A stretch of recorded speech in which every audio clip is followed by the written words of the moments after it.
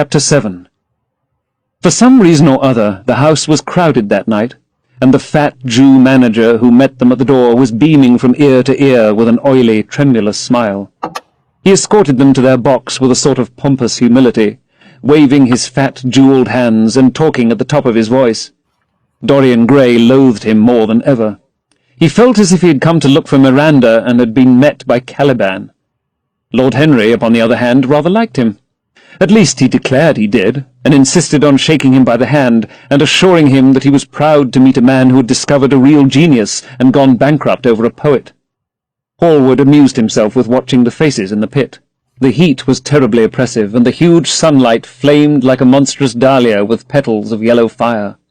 The youths in the gallery had taken off their coats and waistcoats and hung them over the side. They talked to each other across the theatre and shared their oranges with the tawdry girls who sat beside them. Some women were laughing in the pit. Their voices were horribly shrill and discordant. The sound of the popping corks came from the bar. "What a place to find one's divinity in," said Lord Henry. "Yes," answered Dorian Gray. "It was here I found her, and she is divine beyond all living things. When she acts you will forget everything. These common, rough people with their coarse faces and brutal gestures become quite different when she is on the stage. They sit silently and watch her. They weep and laugh as she wills them to do. She makes them as responsive as a violin. She spiritualizes them, and one feels that they are of the same flesh and blood as oneself." "The same flesh and blood as oneself? Oh, I hope not," exclaimed Lord Henry, who was scanning the occupants of the gallery through his opera-glass. "Don't pay any attention to him, Dorian," said the painter. "I understand what you mean, and I believe in this girl. Anyone you love must be marvellous, and any girl that has the effect you describe must be fine and noble. To spiritualize one's age, that is something worth doing. If this girl can give a soul to those who have lived without one, if she can create the sense of beauty in people whose lives have been sordid and ugly, if she can strip them of their selfishness and lend them tears for sorrows that are not their own, she is worthy of all your adoration, worthy of the adoration of the world. This marriage is quite right. I did not think so at first, but I admit it now. The gods made Sybil Vane for you. Without her, you are incomplete." "Thanks, Basil," answered Dorian Gray, pressing his hand. "I knew that you would understand me. Harry is so cynical, he terrifies me. But here is the orchestra. It is quite dreadful, but it only lasts for about 5 minutes. Then the curtain rises, and you will see the girl to whom I am going to give all my life, to whom I have given everything that is good in me." A quarter of an hour afterwards, amidst an extraordinary turmoil of applause, Sybil Vane stepped onto the stage. Yes, she was certainly lovely to look at, one of the loveliest creatures, Lord Henry thought, that he had ever seen. There was something of the fawn in her shy grace and startled eyes. A faint blush, like the shadow of a rose in a mirror of silver, came to her cheeks as she glanced at the crowded, enthusiastic house. She stepped back a few paces, and her lips seemed to tremble. Basil Hallward leapt to his feet and began to applaud. Motionless, and as one in a dream, sat Dorian Gray, gazing at her. Lord Henry peered through his glasses, murmuring, "Charming, charming." The scene was the hall of Capulet's house, and Romeo in his pilgrim's dress had entered with Mercutio and his other friends. The band, such as it was, struck up a few bars of music, and then the dance began. Through the crowd of ungainly, shabbily dressed actors, Sybil Vane moved like a creature from a finer world. Her body swayed while she danced, as a plant sways in the water. The curves of her throat were the curves of a white lily. Her hands seemed to be made of cool ivory. Yet she was curiously listless. She showed no sign of joy when her eyes rested on Romeo. The few words she had to speak, "Good pilgrim, you do wrong your hand too much, which mannerly devotion shows in this. For saints have hands that pilgrims' hands do touch, and palm to palm is holy Palmer's kiss," with the brief dialogue that follows, was spoken in a thoroughly artificial manner. The voice was exquisite, but from the point of view of tone it was absolutely false. It was wrong in colour. It took away all the life from the verse. It made the passion unreal. Dorian Gray grew pale as he watched her. He was puzzled and anxious. Neither of his friends dared to say anything to him. She seemed to them to be absolutely incompetent. They were horribly disappointed. Yet they felt that the true test of any Juliet is the balcony scene of the second act. They waited for that. If she failed there was nothing in her. She looked charming as she came out in the moonlight. That could not be denied. But the staginess of her acting was unbearable, and grew worse as she went on. Her gestures became absurdly artificial. She overemphasized everything that she had to say. The beautiful passage, "Thou knowest the mask of night is on my face, else would a maiden blush bepaint my cheek for that which thou hast heard me speak tonight," was declaimed with the painful precision of a schoolgirl who had been taught to recite by some second-rate professor of elocution.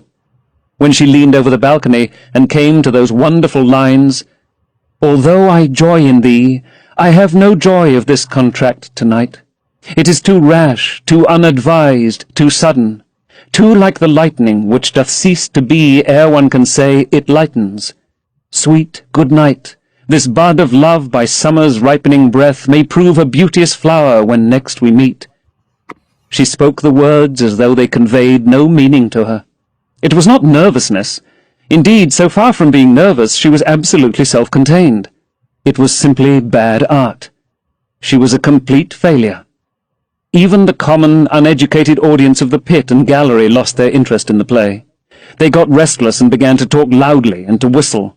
The Jew manager, who was standing at the back of the dress circle, stamped and swore with rage. The only person unmoved was the girl herself. When the second act was over, there came a storm of hisses, and Lord Henry got up from his chair and put on his coat. "She is quite beautiful, Dorian," he said, "but she can't act. Let us go." "I'm going to see the play through," answered the lad, in a hard, bitter voice. "I am awfully sorry that I have made you waste an evening, Harry. I apologize to you both." "My dear Dorian, I should think Miss Vane was ill," interrupted Hallward. "We will come some other night." "I wish she were ill," he rejoined. "But she seems to me to be simply callous and cold. She is entirely altered. Last night she was a great artist. This evening she is merely a commonplace, mediocre actress." "Don't talk like that about anyone you love, Dorian. Love is a more wonderful thing than art." "They are both simply forms of imitation," remarked Lord Henry. "But do let us go. Dorian, you must not stay here any longer. It is not good for one's morals to see bad acting. Besides, I don't suppose you will want your wife to act. So what does it matter if she plays Juliet like a wooden doll? She is very lovely, and if she knows as little about life as she does about acting, she will be a delightful experience. There are only two kinds of people who are really fascinating. People who know absolutely everything, and people who know absolutely nothing." "Good heavens, my dear boy, don't look so tragic. The secret of remaining young is never to have an emotion that is unbecoming. Come to the club with Basil and myself. We will smoke cigarettes and drink to the beauty of Sybil Vane. She is beautiful. What more can you want?" "Go away, Harry," cried the lad. "I want to be alone. Basil, you must go. Ah, can't you see that my heart is breaking?" The hot tears came to his eyes. His lips trembled, and rushing to the back of the box, he leaned up against the wall, hiding his face in his hands. "Let us go, Basil," said Lord Henry, with a strange tenderness in his voice, and the two young men passed out together. A few moments afterwards the footlights flared up, and the curtain rose on the third act. Dorian Gray went back to his seat.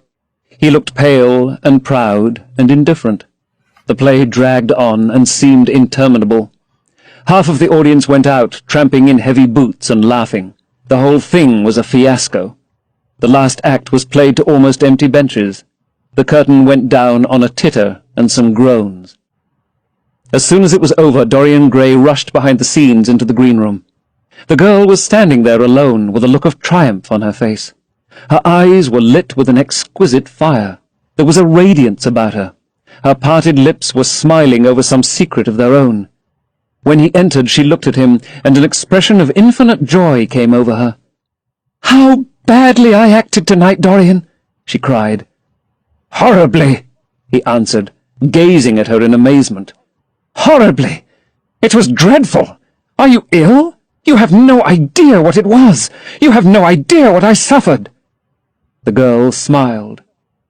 "Dorian," she answered, lingering over his name with long-drawn music in her voice, as though it were sweeter than honey to the red petals of her mouth.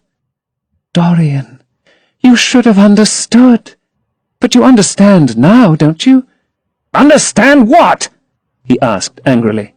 "Why I was so bad tonight. Why I shall always be bad.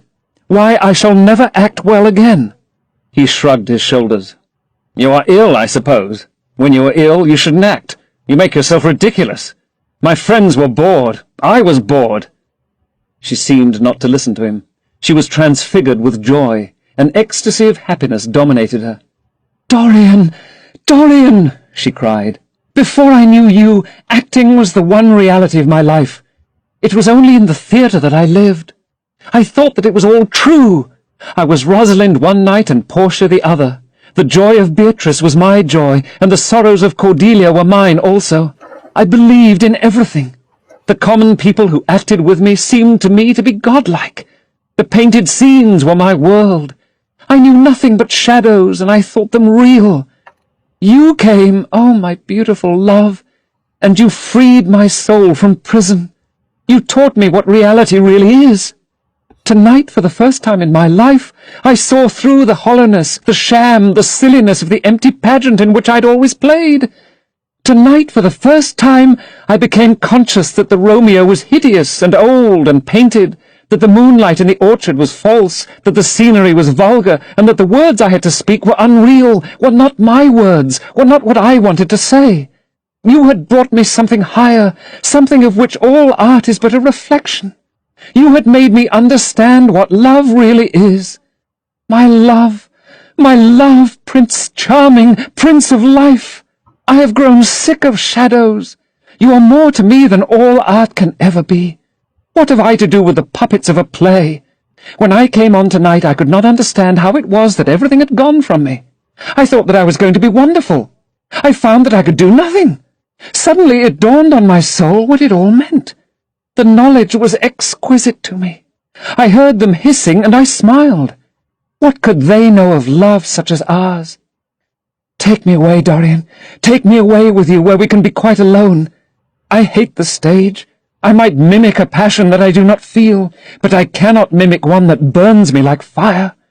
Oh, Dorian, Dorian, you understand now what it signifies? Even if I could do it, it would be profanation for me to play at being in love. You have made me see that." He flung himself down on the sofa and turned away his face.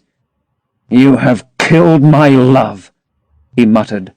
She looked at him in wonder and laughed. He made no answer. She came across to him, and with her little fingers stroked his hair.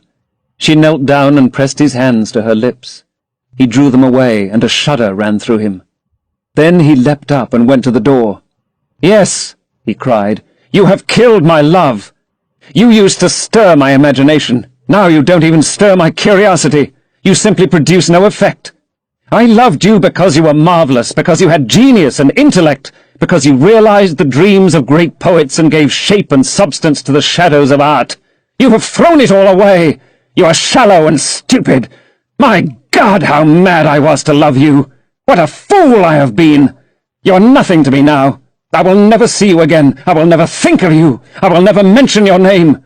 You don't know what you were to me once. Why, once— Oh, I can't bear to think of it. I wish I had never laid eyes upon you. You have spoiled the romance of my life. How little you can know of love if you say it mars your art. Without your art, you are nothing. I would have made you famous, splendid, magnificent. The world would have worshipped you, and you would have borne my name. What are you now? A third-rate actress with a pretty face." The girl grew white and trembled. She clenched her hands together, and her voice seemed to catch in her throat. "You're not serious, Dorian?" she murmured. "You are acting." "Acting? I leave that to you. You do it so well," he answered bitterly. She rose from her knees, and with a piteous expression of pain in her face, came across the room to him. She put her hand upon his arm and looked into his eyes. He thrust her back. "Don't touch me!" he cried. A low moan broke from her, and she flung herself at his feet and lay there like a trampled flower. "Dorian, Dorian, don't leave me," she whispered. "I'm so sorry I didn't act well. I was thinking of you all the time. But I will try. Indeed, I will try. It came so suddenly across me, my love for you. I think I should never have known it if you had not kissed me, if we had not kissed each other. Kiss me again, my love. Don't go away from me. I couldn't bear it. Oh, don't go away from me. My brother— No, never mind, he didn't mean it. He was in jest. But you— Oh, can't you forgive me for tonight? I will work so hard and try to improve. Don't be cruel to me because I love you better than anything in the world. After all, it is only once that I have not pleased you. But you're quite right, Dorian. I should have shown myself more of an artist. It was foolish of me, and yet I couldn't help it. Oh, don't leave me, don't leave me!" A fit of passionate sobbing choked her. She crouched on the floor like a wounded thing, and Dorian Gray, with his beautiful eyes, looked down at her, and his chiselled lips curled in exquisite disdain. There is always something ridiculous about the emotions of people whom one has ceased to love. Sybil Vane seemed to him to be absurdly melodramatic. Her tears and sobs annoyed him. "I am going," he said at last, in his calm, clear voice. "I don't wish to be unkind, but I can't see you again. You have disappointed me." She wept silently and made no answer, but crept nearer. Her little hands stretched blindly out and appeared to be seeking for him. He turned on his heel and left the room. In a few moments he was out of the theatre. Where he went to he hardly knew. He remembered wandering through dimly lit streets, past gaunt, black-shadowed archways and evil-looking houses. Women with hoarse voices and harsh laughter had called after him. Drunkards had reeled by, cursing and chattering to themselves like monstrous apes. He had seen grotesque children huddled upon doorsteps, and heard shrieks and oaths from gloomy courts. As the dawn was just breaking, he found himself close to Covent Garden. The darkness lifted, and flushed with faint fires, the sky hollowed itself into a perfect pearl. Huge carts filled with nodding lilies rumbled slowly down the polished, empty street. The air was heavy with the perfume of the flowers, and their beauty seemed to bring him an anodyne for his pain. He followed into the market, and watched the men unloading their wagons. A white-smocked carter offered him some cherries. He thanked him, and wondered why he refused to accept any money for them, and began to eat them listlessly. They had been plucked at midnight, and the coldness of the moon had entered into them. A long line of boys carrying crates of striped tulips and of yellow and red roses defiled in front of him, threading their way through the huge jade-green piles of vegetables. Under the portico, with its grey sun-bleached pillars, loitered a troop of draggled, bare-headed girls, waiting for the auction to be over. Others crowded round the swinging doors of the coffee-house in the piazza. The heavy cart-horses slipped and stamped upon the rough stones, shaking their bells and trappings.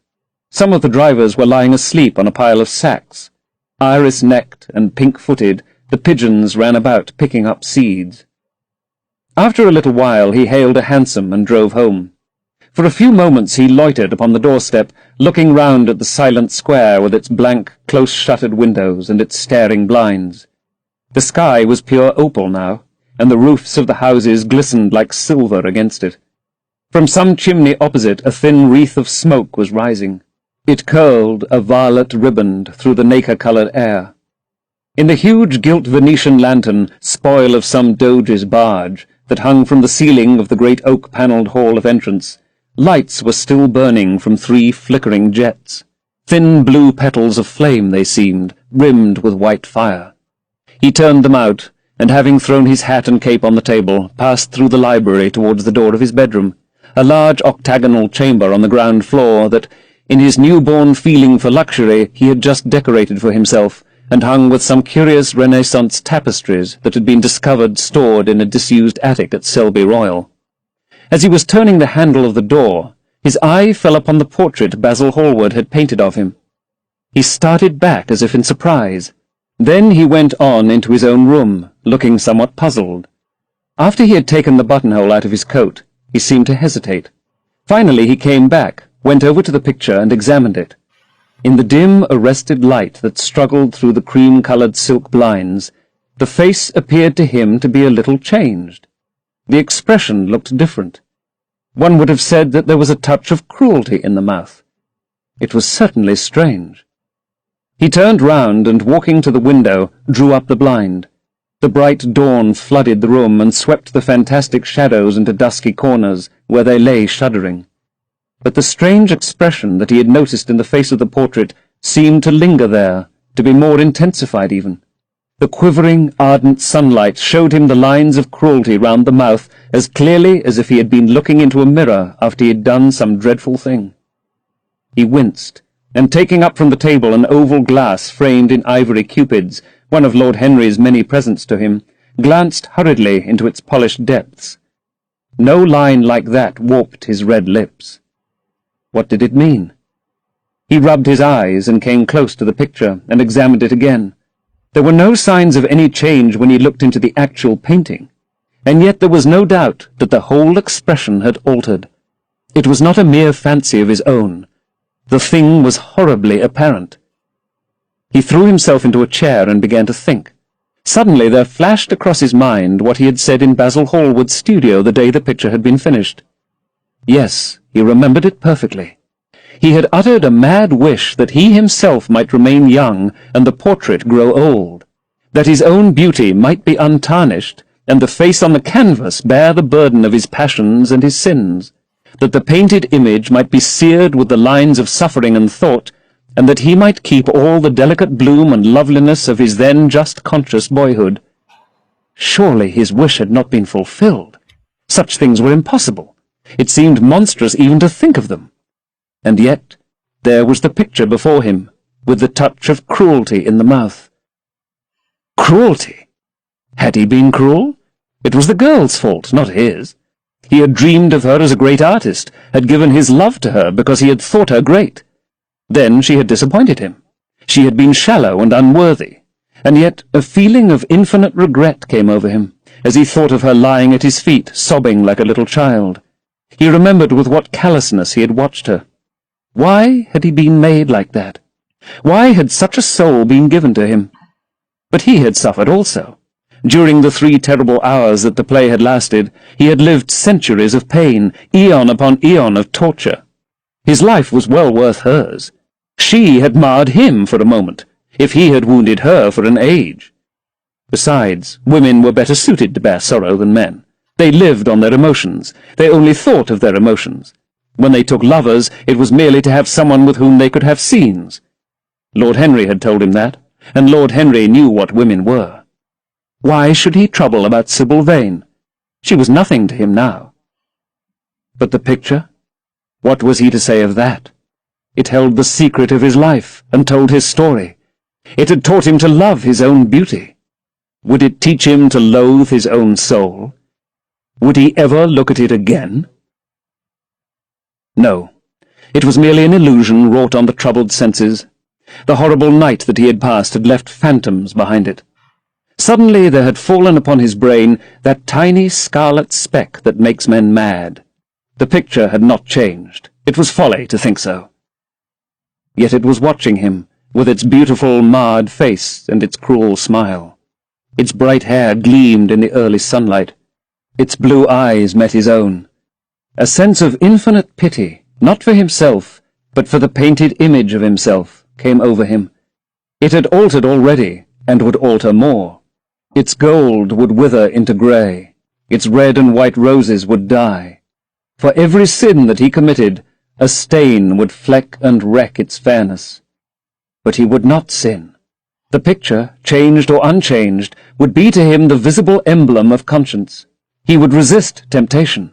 He would not see Lord Henry any more, would not, at any rate, listen to those subtle poisonous theories that in Basil Hallward's garden had first stirred within him the passion for impossible things.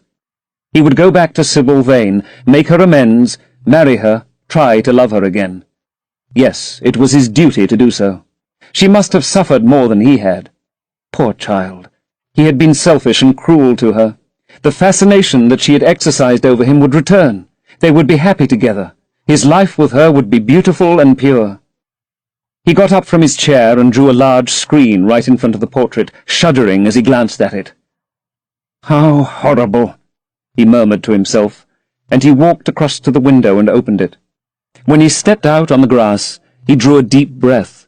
The fresh morning air seemed to drive away all his sombre passions. He thought only of Sybil. A faint echo of his love came back to him. He repeated her name over and over again. The birds that were singing in the dew-drenched garden seemed to be telling the flowers about her. Chapter 8. It was long past noon